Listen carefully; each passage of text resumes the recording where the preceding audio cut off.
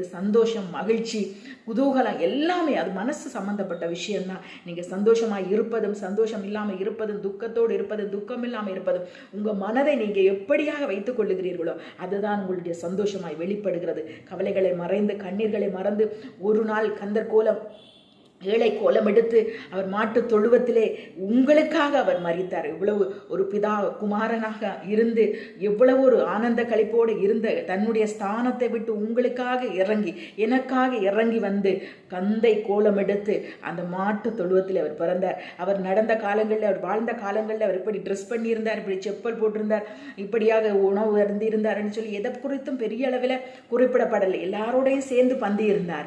ஹல்லேலூயா. எல்லாருக்கும் கிடைத்தது எதுவோ அதுதான் அவருக்கும் கிடைத்தது. ஒரு ஸ்பெஷலான வாழ்க்கை அவர் வாழல. ஹல்லேலூயா. அதனால அதை நினைத்து நீங்க கவலைப்படாதபடிக்கு சந்தோஷமாய் அவர் பிறந்த நாட்களை நினைத்து நம்ம மன மகிழ்ச்சியோடு உங்க குடும்ப